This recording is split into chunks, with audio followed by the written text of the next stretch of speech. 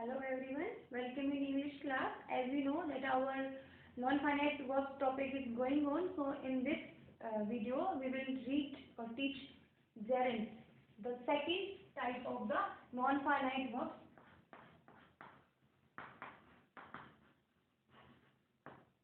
Non-finite verbs. And in this video we will read the second part. Here, non-finite have three divisions, three parts are there. Basically, non-finite verbs को three parts के लिए divide किया जाता है. First one is infinitive that I have had taught in the previous video, and second is gerund, and the third one is participle.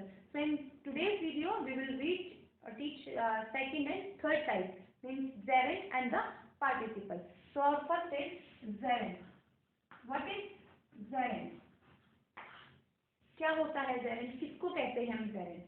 Geraint basically non finite verb होती है. Non finite verb वो verbs होती हैं जो according to the subject, person, number और the tense change नहीं होती. Okay, तो इसी का पार्ट है जेरेंट. तो जेरेंट भी जो है एक टाइप की नॉन फाइनाइट वर्ब है जो according to the number, according to the person और अकॉर्डिंग टू द टेंस जो है वो चेंज नहीं होगी.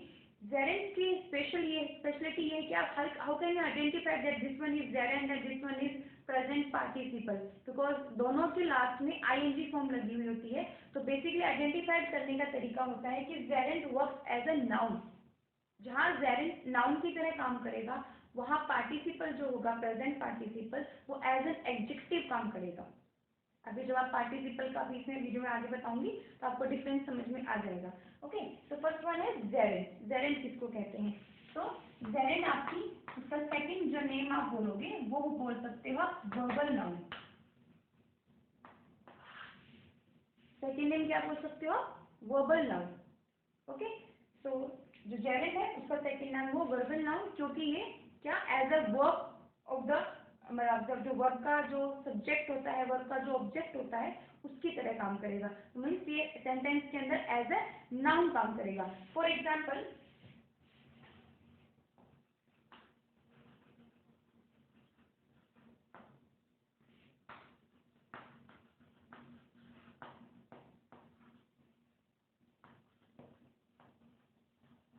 walking is a good exercise. Okay, second one is I like reading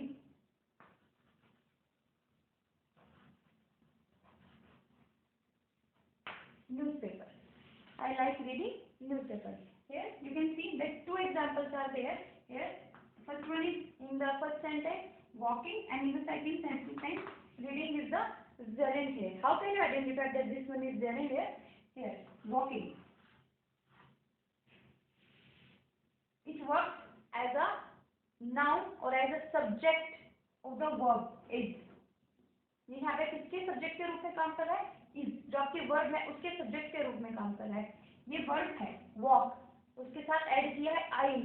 इसने एक फॉर्मेशन क्रिएट किया है, वो है आपका वर्बल नाउन का, जो as a subject, as a noun sentence के अंदर काम कर रहा है. तो ये जो होगी ये आपका हो गया gerund. Basically gerund as a subject और एज अ ऑब्जेक्ट ही आपको काम करता हुआ मिलेगा. Okay, second, in the second sentence I like reading newspaper. Here reading is the object of the verb like. यहाँ पे जो reading है वो ऑब्जेक्ट है किसका? लाइक का. यहाँ पे मेन वर्ब क्या है आपकी? लाइक है. लाइक का जो ऑब्जेक्ट है वो रीडिंग है. लाइक का ऑब्जेक्ट न्यूज़पेपर भी है लेकिन रीडिंग भी है. ओके, तो यहाँ पे जो ऑब्जेक्ट है वो रीडिंग है. ये वहाँ पे किसकी तरह काम कर रहा है? एज अ नाउन काम कर रहा है. आई like reading, I like newspaper, both are correct. Okay, तो यहाँ पे जो like का जो ऑब्जेक्ट है वो reading भी है और newspaper भी है. तो यहाँ पर जो reading है मीन्स जो gerund है वो एज ए ऑब्जेक्ट काम कर रहा है verb के. verb is there like. Clear?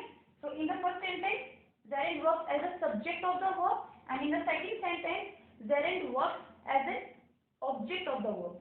Okay, तो सेंटेंस के अंदर जो जेरेंट होगा वो एज अ सब्जेक्ट और एज अ ऑब्जेक्ट काम करेगा और ये नाउन की तरह काम करेगा. It is clear? Okay, now the uses of the Geraint. Geraint को आप कहाँ पर, कैसे, किसके साथ यूज को आप यूज कर सकते हैं। Now the use number 1 as subject to a verb. As I have told you that as a subject to a verb, कि verb के subject के रूप में काम करेगा. For example,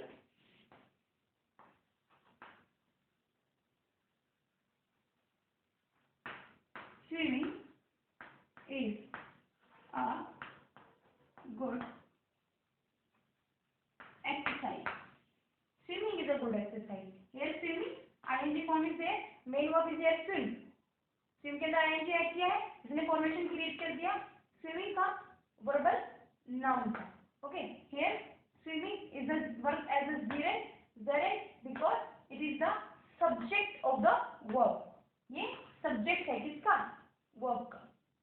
ओके, तो इसने यहाँ पे किसकी तरह काम किया, एज अ सब्जेक्ट. तो ये आपका क्या हो गया, gerund हो गया. So first use is as a subject to a verb. As a subject to a verb. Now the second use is as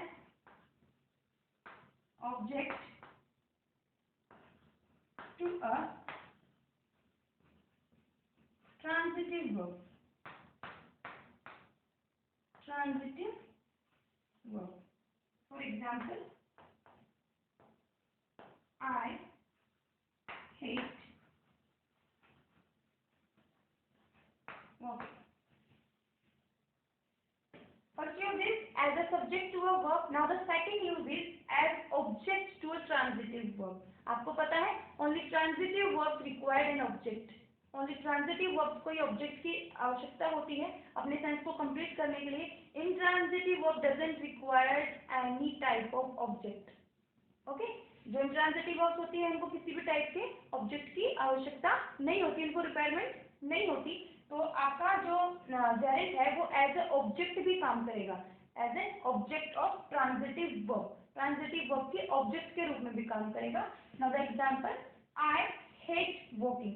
here is your verb hate, it is the transitive verb and here is the walking is the object. It works as a noun in that sentence. ये आपके sentence किसकी तरह काम कर रहा है, noun की तरह काम कर रहा है. ये आपकी वर्ब है और ये वर्ब का ऑब्जेक्ट है. Okay, so in the first sentence works as a subject, in the second sentence works as a object of the transitive verb. Now third use is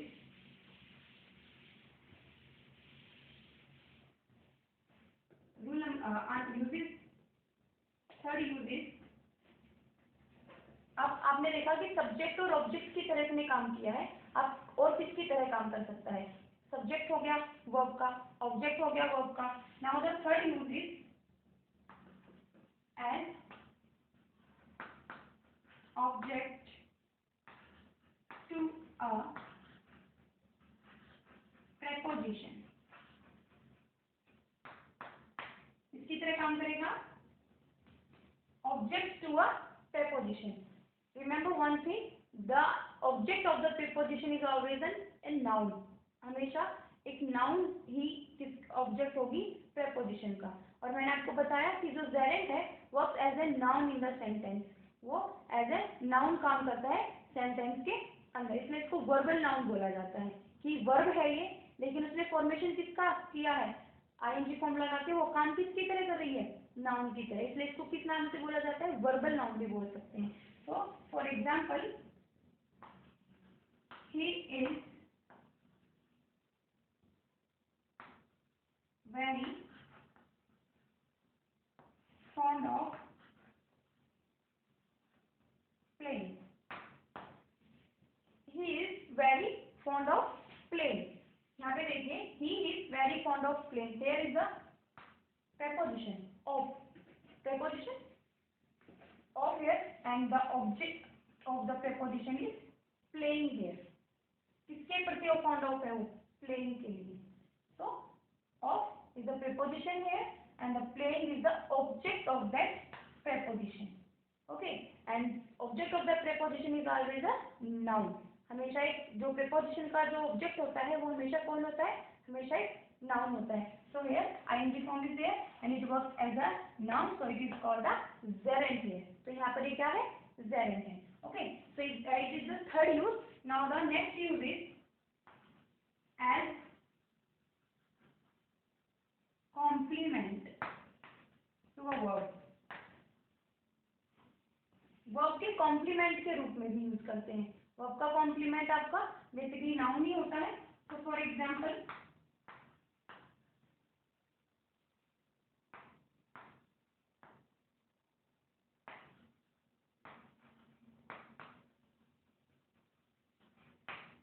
saying is believing, here believing is the complement here, complement of the verb।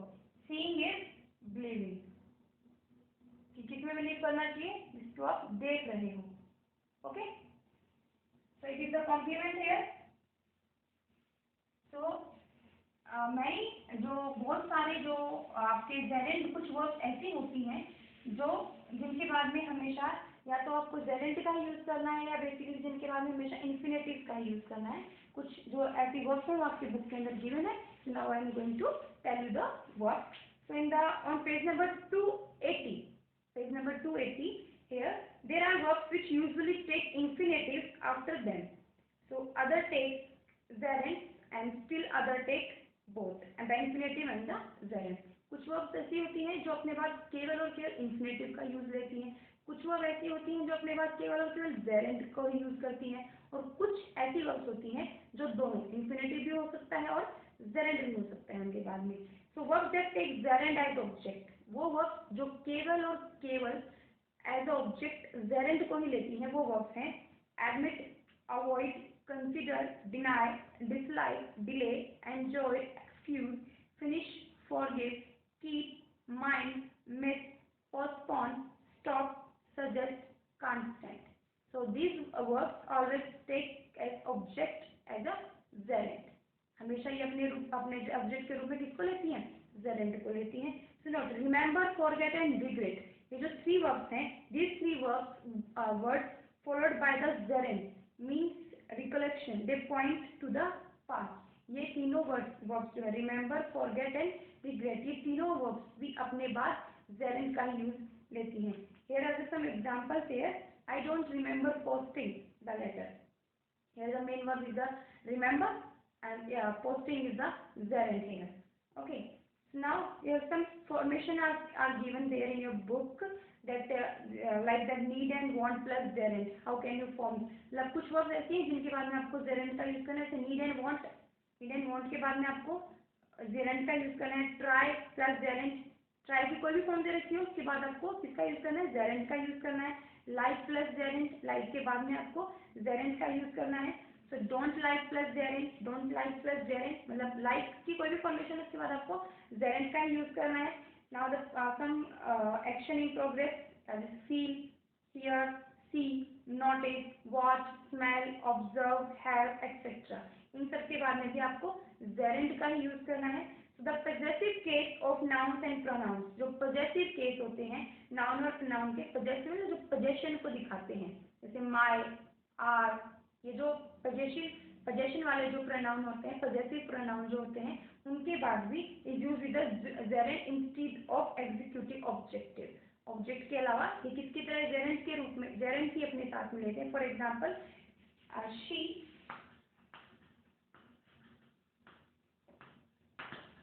Doesn't mind my coming late। She doesn't mind, here is the possessive pronoun and it is the gerund here। okay, so possessive pronoun के बाद में भी आप किसका use करोगे, basically gerund का use करते हैं। okay, clear। so this is the gerund, how can you use, where you use and what is the gerund, so it is the clear। now the third type of the non finite verb, last type is participle। So our next topic is participle.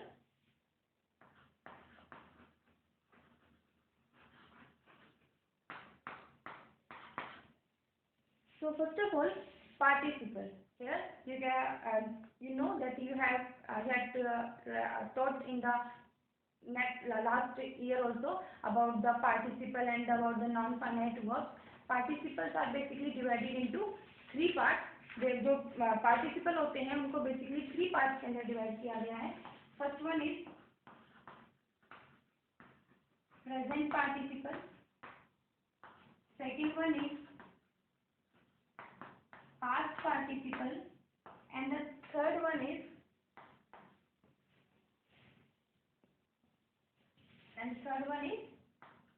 perfect participle.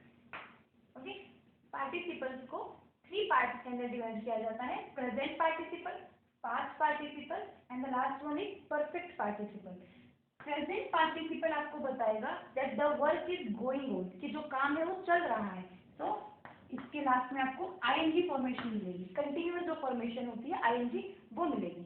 Okay, next the past participle जो आपको बताएगा कि काम हो चुका, that the work has been done.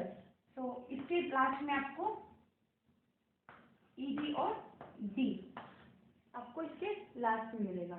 Okay, then the last is perfect participle जो आपको बताएगा कि काम जस्ट अभी कुछ ही टाइम पीरियड पहले फिनिश हुआ है. तो इसमें आपको मिलेगा हैविंग प्लस वर्ब थर्ड. ये फॉर्मेशन के साथ आपको पार्टिसिपल्स मिलेंगे. ओके, नाउ इनमें डाउट नहीं होगा, देयर इज नो डाउट, क्योंकि इसकी फॉर्मेशन अलग है. डी और ईडी आएगा इसमें, हैविंग प्लस वर्ब थर्ड आएगी. सबसे मेन प्रॉब्लम आती है present participle, because the formation of the present participle and the gerund is same.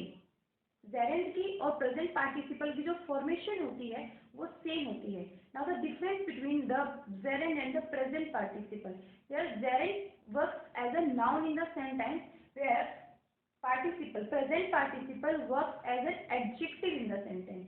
जहाँ जेरेंड एज अ नाउन काम कर रहा था सेंटेंस के अंदर, वहाँ जो आपका प्रेजेंट पार्टिसिपल है वो एज एन एडजेक्टिव काम करेगा आपके सेंटेंस के अंदर. So look at the example to understand it better, to understand the difference of the gerund and the participle better. Here,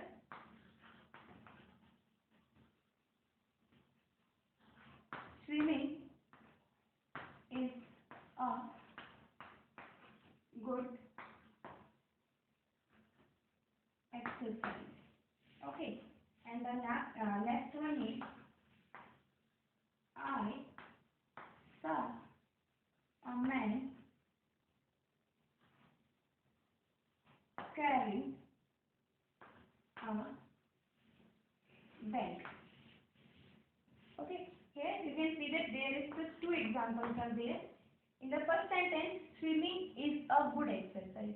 So here swimming, here the ing form, and here in the carrying is the ing form. इन दोनों के पास क्या है, ing form है. But इनमें से एक work in between one works as a gerund and the second one works as a present participle. So how can you identify that which one is present participle and which one is gerund?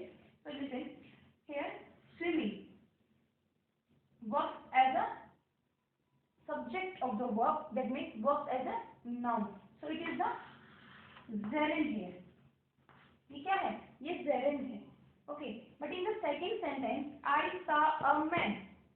I saw, what I saw? A man. So here saw का जो object है वो कौन हो गया? A man हो गया. Now here carrying a bag. कैसा आदमी था वो? Carrying a bag. जिसने एक bag carry किया होता. So here carrying is an adjective that describe a man. यहाँ पे जो carrying है वो a man, एक आदमी को, एक man को जो है describe कर रहा है. And the word that describes, that modifies the noun is called an adjective. So जो word, जो आपका जो word होता है, जो adjective जो होता है वो noun को modify करता है, describe करता है, उसके बारे में बताता है, तो उसको हम क्या कहते हैं, adjective बोलते हैं. So यहाँ पर जो carry है वो किसकी तरह काम कर रहा है, as an adjective. So here it is the present participle. तो ये यहाँ पर क्या है, present participle. मुझे उम्मीद है कि आपका जो डिफरेंस है जेरेंट का और पार्टिसिपल का वो यहाँ क्लियर हो गया होगा। Now the next in the present participle, now the uses of the present participle, uses of the present participle as an adjective, as I have told you, as an adjective, that अभी जो मैंने example दिया था same like that, and as a subject complement. Here is the second difference, that gerund works as a verb complement. तो Geraint उसने किसकी तरह काम किया था, वर्ब के कॉम्प्लीमेंट के रूप में काम किया था, ओके। बट जो पार्टिसिपल है it work as a subject complement, या आपके सब्जेक्ट के कॉम्प्लीमेंट के रूप में काम करेगा। For example,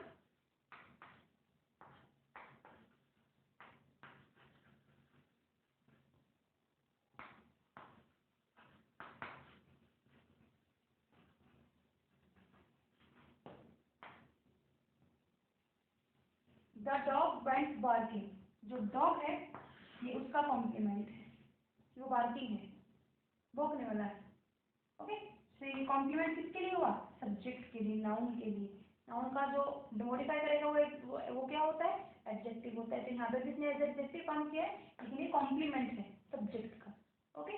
now the next use is as an object complement,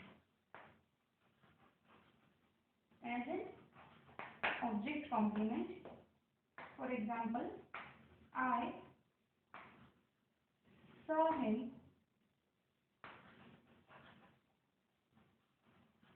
entering the class. I saw him entering the class. Here I saw him entering. Here is the entering the class. So as an object complement, आपका जो object होता है उसके complement के रूप, I saw him, whom I saw him, तो him का जो कॉम्प्लीमेंट है कि वो मैंने उसको अंदर एंट्री करते हुए देखा, entering the class, him entering the class. यहाँ पे जो एंट्रिंग है वो किसकी तरह काम कर रहा है, ये है आपका ऑब्जेक्ट हिम और हिम का कॉम्प्लीमेंट है entry, so it works as a complement, objective complement, okay. Now the next use,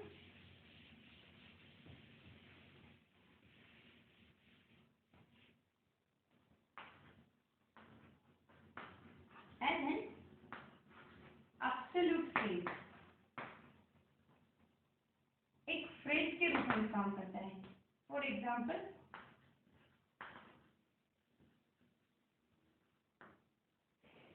it being a rainy day,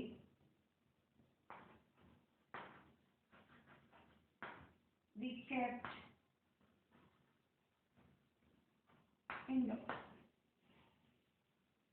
यहाँ पे जो being है वो किसकी तरह काम कर रहा है, एक फ्रेज के रूप में, it being, क्योंकि फ्रेज क्या होती है, व्हाट इज अ फ्रेज, जिसके पास कोई भी फाइनाइट वर्ब नहीं होती। और फाइनाइट वर्ब कौन सी होती है, जो टेंस को एक्सप्रेस करती हैं, और जो हम क्या पढ़ रहे हैं, नॉन फाइनाइट वर्ब। तो यहाँ पे जो बीइंग है वो क्या है, एक नॉन फाइनाइट वर्ब है।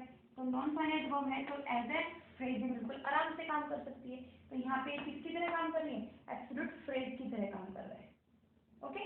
यहाँ पे जिसने टेंस को एक्सप्रेस नहीं किया, it being a rainy day, यहाँ पे टेंस एक्सप्रेस नहीं किया, क्योंकि अगर टेंस एक्सप्रेस कर रहा होता, मीन्स अगर आईएनजी फॉर्म है तो कंटिन्यूअस फॉर्म होती, कंटिन्यूअस अगर टेंस होता किसी का भी, प्रेजेंट का, पास्ट का, फ्यूचर का, तो इसके साथ में आपको बी फॉर्म जरूर मिलती। प्रेजेंट होता तो इज एम आर, पास्ट होता तो वॉज वर, और फ्यूचर होता तो विल बी। आपको कंपल्सरी था कि आपको वो मिलता, लेकिन आपको नहीं मिला क्योंकि ये क्या था, नॉन फाइनाइट वर्ब थी, फाइनाइट वर्ब ये नहीं थी।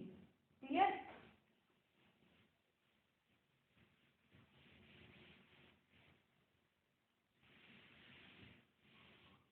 Next is to form the continuous tense. Continuous tense को फॉर्म करने के लिए भी हम आईएनजी फॉर्म का यूज करते हैं।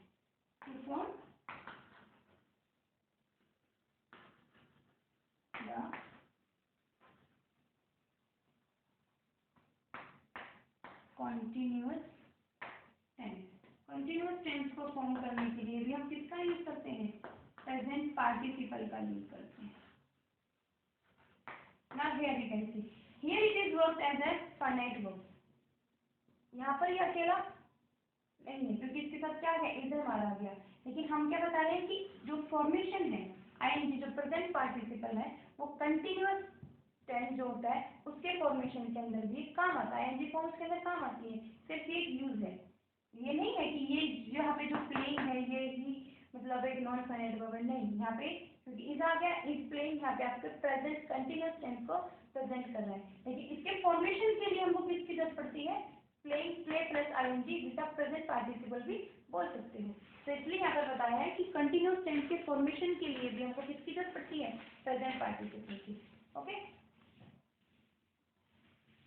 Now the next rule is to express an action, to express an action. आपको एक्शन को एक्सप्रेस करने के लिए भी किसका यूज किया जाता है, प्रेजेंट पार्टिसिपल का। So for example, he walked away whistling।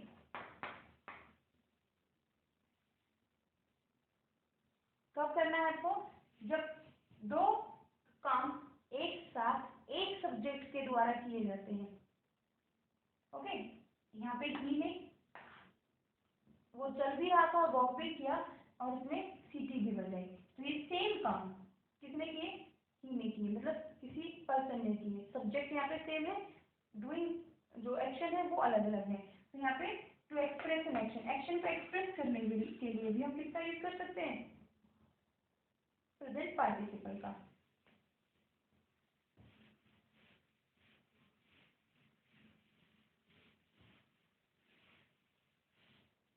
Now here are the some points that you have to remember to use the present participle in the sentence.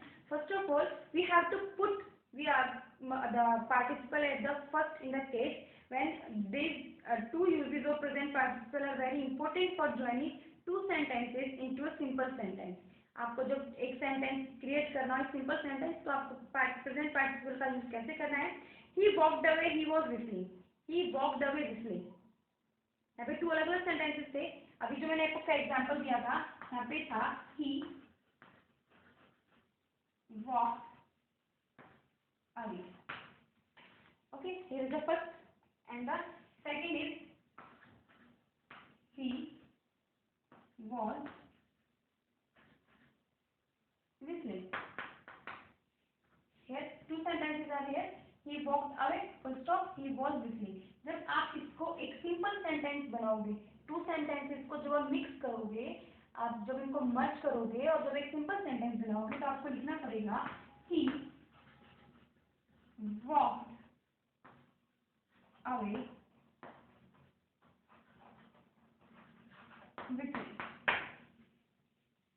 Okay, क्योंकि आपको सब्जेक्ट का बात जब doer same होता है तो आपको उसको बार बार रिपीट नहीं करना होता, तो आपका जब इसको मर्ज कर दोगे, आप जब एक सिंपल सेंटेंस क्रिएट करोगे तो आपका इन दो को मिला के एक सेंटेंस आपका ऐसे बनेगा। तो इस कंडीशन में आपको प्रेजेंट पार्टिसिपल का यूज ऐसे करना है। Now the second is the thief saw the policeman, the thief ran away। seeing the policeman, the thief ran away। Same as it is, जब दो सेंटेंसेस अलग अलग गिवन है तो उसकी जगह पे आपको कैसे इनको एक सिंपल सेंटेंस के रूप में क्रिएट करना है। To replace as since because clauses.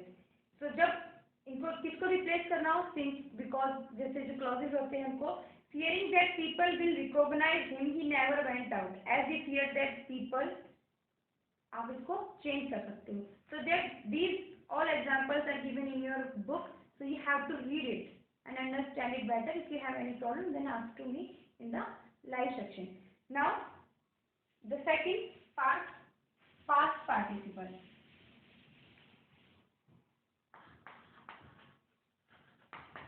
Past participle. अभी मैंने आपको बताया था past participle that the work has been done completely. जो आपका जो काम है ये किसको रिप्रेजेंट करेंगे, जो काम है वो कंप्लीटली फिनिश हो जाता है। तो इसके आपके एंड में आपको मिलेगा ED D T E N means forms मिलेंगे आपको जो आपके पास्ट फॉर्म्स को दिखाती हैं। ओके, तो पास्ट फॉर्म आपकी होगी ED D T N E N के साथ में, वो आपके किसको रिप्रेजेंट करेंगी, पास्ट पार्टिसिपल को रिप्रेजेंट करेंगी। Now the uses of the past participle, first is as same as the present participle as an adjective। और मैंने आपको बता ही दिया था कि जो आपका पार्टिसिपल होता है वो किसकी तरह काम करता है, एज अ एडजेक्टिव काम करता है। Second one is as a subject complement, as a subject complement. Same अभी जैसे मैंने आपको बताया था प्रेजेंट पार्टिसिपल के अंदर सेम वैसे ही। Third use of the past participle is as an object complement. Object के कॉम्प्लीमेंट के रूप में भी इसका यूज होता है, same as the present participle. And the last one is to combine sentences when one of them is in, आप मतलब इसका यूज कब करना है, जब आपके टू सेंटेंसेस को आपको कंप्लीटली ज्वाइन करना हो जिनके दोनों के पास पैसिव वर्ब हो। पैसिव वर्ब मीन्स तो पास्ट फॉर्म होती है, पैसिव के अंदर हम हमेशा वर्ब की थर्ड फॉर्म का यूज करते हैं, इट इज कंपल्सरी। तो हम उस सेंटेंस को क्या बोलते हैं, पैसिव सेंटेंस बोलते हैं। तो जब आपको दो सेंटेंसेस को कनेक्ट करना है, लेकिन जब दोनों कैसी होनी चाहिए, पैसिव वर्ब होनी चाहिए, मतलब कि पास्ट फॉर्म होनी चाहिए, जो उसकी रिक्वायरमेंट है डी ई डी टी और ई एन के साथ में। तो ये भी एक यूज है to combine sentence when one of them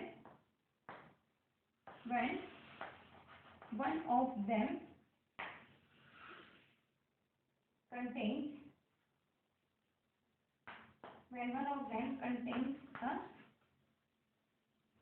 passive verb।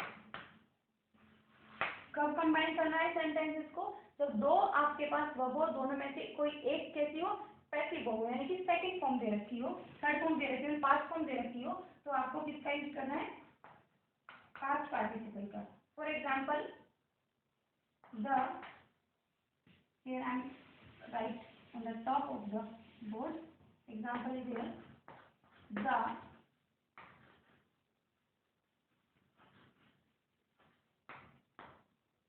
principal entered the hall, he was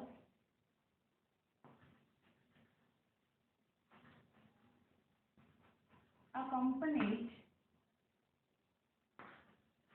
by his staff। Here you can see that there are two sentences। तो आप इन दोनों को कंबाइन करोगे, लेकिन शर्त यह है कि दोनों में से किसी एक के पास कैसे होनी चाहिए, पैसिव वर्ब होनी चाहिए। तो द प्रिंसिपल एंटर्ड, ये तो सिंपल पास्ट टेंस हो गया। ओके, द हॉल इसके पास नहीं है, तो नाउ ही वाज अकम्पनीड, यहाँ पर आपके पास पैसिव वर्ब, क्योंकि अगर ये सिंपल सेंटेंस होता, मीन्स एक्टिव सेंटेंस होता, तो वर्ब के साथ आपकी आईएनजी फॉर्म होनी चाहिए थी। ओके, लेकिन क्या है, पैसिव में है, तो पैसिव में हेल्पिंग वर्ब सेम रहती है, लेकिन क्या हो जाता है, जो वर्ब की फॉर्म है वो चेंज हो जाती है, तो वर्ब अकम्पनीड। ओके, तो इससे हमें पता चल गया कि ये जो वर्ब है ये आपकी कैसी है, पैसिव वर्ब है। जब हम इन दोनों सेंटेंसेस को, इसको और इसको जो मर्ज करेंगे, आपका सेंटेंस बनेगा द प्रिंसिपल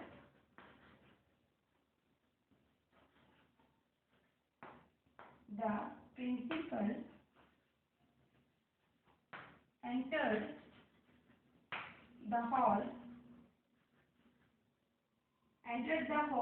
accompanied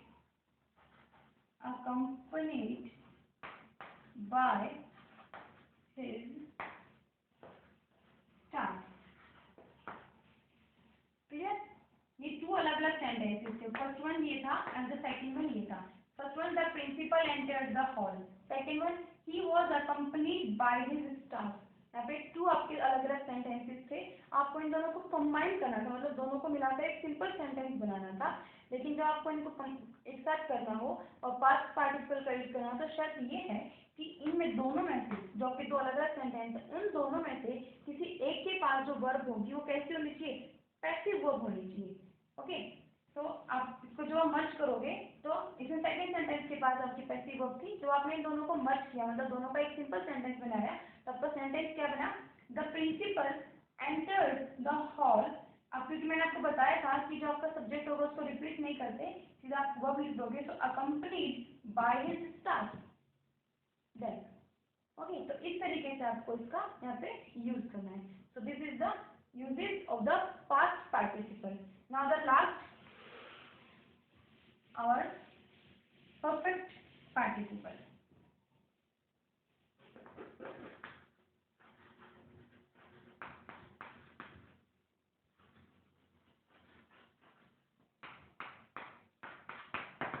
मैंने आपको फॉर्मेशन अभी बताई थी परफेक्ट पार्टिसिपल के लिए, आप इसका यूज करोगे हैविंग प्लस वर्ब थर्ड।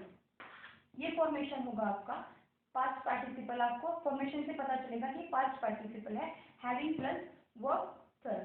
किस चीज को डिस्क्राइब करने के लिए यूज होता है, कि जो काम जस्ट अभी अभी फिनिश हुआ हो उसको डिस्क्राइब करने के लिए हम किसका यूज करते हैं, पास्ट सॉरी परफेक्ट पार्टिसिपल का। प्रेजेंट का दिया था कि जो काम चल रहा था, पास्ट का दिया था जो बहुत पहले फिनिश हो चुका था, और परफेक्ट काम कर रहे हैं कि जो जस्ट अभी एट प्रेजेंट अभी काम वो कम्प्लीटली फिनिश हुआ हो, उसका यूज करेंगे हम परफेक्ट पार्टिसिपल के लिए। सो नाउ द यूजेस, इसका बेसिकली और कोई यूज नहीं है, केवल टू सेंटेंसेस को कंबाइन करने के लिए हम परफेक्ट पार्टिसिपल का यूज करते हैं। So to combine two sentences, combine two sentences when the second action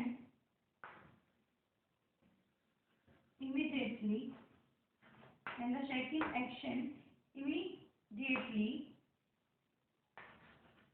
follows the first। आपको टू सेंटेंसेस को कंबाइन करना है, लेकिन दोनों सेंटेंसेस कैसे होने चाहिए, कि जो आपका सेंटेंसेस है व्हेन द सेकंड एक्शन, जो सेकंड एक्शन हो रहा है वो इमीडिएटली होना चाहिए, जो फर्स्ट जो एक्शन डन हुआ है उसको फॉलो करते हुए। दोनों एक्शन कनेक्टेड होने चाहिए दूसरे से। For example,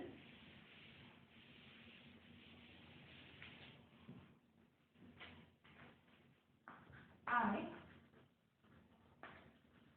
finished my homework। I went out to play। Here are the two sentences। Now I'm going to combine them। यहाँ पे दो अलग अलग सेंटेंसेस हैं, I finished my homework and I went out to play। अब हम इन दोनों को कंबाइन करेंगे, बट रिक्वायरमेंट क्या थी, कि जो सेकंड जो वर्ब है, जो सेकंड जो एक्शन है वो जस्ट फिनिश, जो सेकंड एक्शन है वो फर्स्ट वन के फिनिश होने, जिसको फॉलो करते हुए होना चाहिए। तो जब हम इसको कंबाइन करेंगे तो आपका बनेगा having finished my homework, comma, I went out to play। Having finished my homework, first action को फॉलो करते हुए हमें सेकंड एक्शन चाहिए, तो फर्स्ट वन के साथ आपने क्या किया, हैविंग फिनिश्ड, कि जैसे ही मेरा काम फिनिश हुआ मैं खेलने जा रहा हूँ, मैं खेलने गया था। तो having finished my homework I went out to play. Just उसने अपना होमवर्क फिनिश किया, और जब अपना होमवर्क फिनिश किया उसके बाद ही वो बाहर निकला खेलने के लिए। ठीक है, तो इसने किसको फॉलो किया, फर्स्ट एक्शन को फॉलो किया, इसलिए आपने फर्स्ट एक्शन के साथ भी किसका यूज किया, परफेक्ट पार्टिसिपल का, having plus verb third. Okay, so the perfect participle emphasize the first जो एक्शन है has been done completely and second is going on. The second ने जस्ट उसके पीछे इसको फॉलो किया है, not the going on. Second उसके पीछे फॉलो हुआ बट कंप्लीटली डन हुआ, लेकिन उसने फॉलो किया, मतलब फर्स्ट एक्शन पहले कंप्लीट हुआ है, सेकंड उसके जस्ट उसको फॉलो कर रहा है. So the perfect participle emphasise that the first action is complete before the second one begin. कि जस्ट पहले वाला जब खत्म हुआ उसके जस्ट बाद में जो है सेकंड एक्शन वो है वो स्टार्ट हो गया.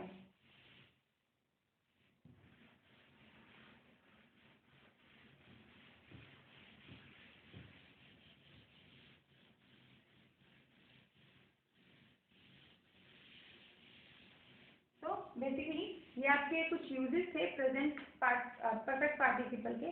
परफेक्ट ज्वाइनिंग सेंटेंसेस, सेंटेंसेस को ज्वाइन करने के लिए बेसिकली हम परफेक्ट पार्टिसिपल का यूज करते हैं. So all the three kinds of participle play an important part in synthesise of sentences. Synthesise means sentences मतलब होता है ट्रांसफॉर्मेशन चेंज करना है, कंपाउंड सेंटेंस को सिंपल में चेंज करना, सिंपल सेंटेंस को कंपाउंड सेंटेंस में चेंज करना, कॉम्प्लेक्स सेंटेंस के अंदर चेंज करना, इनको बोलते हैं सिंथेसिस ऑफ सेंटेंसेस. जो आपका टॉपिक आएगा ग्रामर में इसमें हम इसको क्लियरली पढ़ेंगे. So the present participle used in two action are simultaneously means he came, he was laughing, he came in laughing. मतलब जब दो एक्शन एक साथ हो रहे हो आप उसको, अभी जैसे मैं आपको बता दिया सेम इसके अंदर ये है कि आपको जब टू सेंटेंसेस को कंबाइन करना होता है तो हम बेसिकली किनका यूज करते हैं, पार्टिसिपल्स का यूज करते हैं. सो मिक्स रिलेटेड पार्टिसिपल ये अलग टॉपिक है.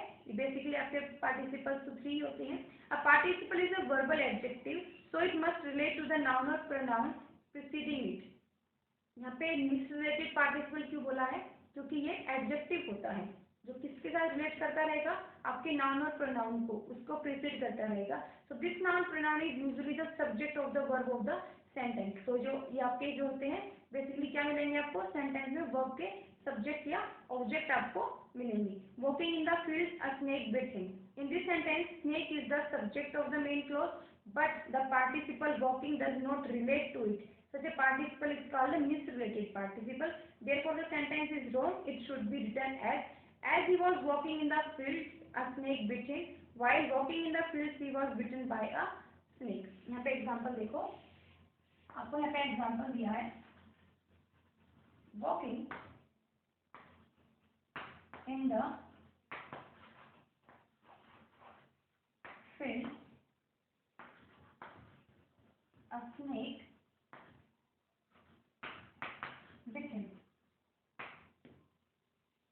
So according to the grammar, it is a wrong sentence. Walking in the field, a snake bit him. क्यों गलत है ये? यहाँ पे जो snake है वो सब्जेक्ट है मेन क्लोज का. मेन क्लोज कैसे है, क्योंकि यहाँ पे बिट है, बिट फाइनाइट वर्ब होती है. तो यहाँ पे जो क्लोज आपकी क्या, a snake bit him. तो सब्जेक्ट है but the participle here walking does not relate to it. यहाँ पे जो वॉकिंग है वो इससे रिलेट नहीं हो रही. अभी आपको जो मिक्स रिलेटेड पार्टिसिपल पढ़ा रहे हैं उसके अकॉर्डिंग क्या होना चाहिए कि रिलेट होनी चाहिए उससे. तो ये अलग सेंटेंस हो गया वॉकिंग इन द फील्ड, ये इससे रिलेट नहीं किया. अगर आपको इसको रिलेट, तो ये सेंटेंस गलत हो गया. इस सेंटेंस को जब ग्रामेटिकली हम बनाएंगे तो हम लिखेंगे as he was walking in the field a snake bit him. यहाँ पे इस सेंटेंस का इफेक्ट इसके ऊपर नहीं पड़ रहा था और इस सेंटेंस का इफेक्ट इसके ऊपर नहीं पड़ रहा था. ये दोनों कोऑर्डिनेट नहीं हो रहे थे एक दूसरे से, इसलिए ये गलत था यहाँ पे. ओके, क्योंकि एक ही सेंटेंस ऑब्जर्वेशन में नहीं आ रहा था. अब इसका जो करेक्ट फॉर्मेशन वो होगा as he was walking in the field, कि जैसे ही वो वॉक कर रहा था फील्ड के अंदर, अ स्नेक बिट हिम. अब ये कोरिलेट हो गया, अब ये रिलेट हो गया सब्जेक्ट से, अ स्नेक से, वॉकिंग, कि जब वो चल रहा था तो स्नेक ने उसको खा लिया. Okay, so this is the mix relative participle. So here your non-finite verb topic is completed here. So I will provide you the answer key of the assignment 68 and 67. You have to do in your homework assignment 67 and assignment 68, and we will discuss the question in the live class session. So till then, do your work sincerely. listen the video attentively. So thank you. Have a nice day.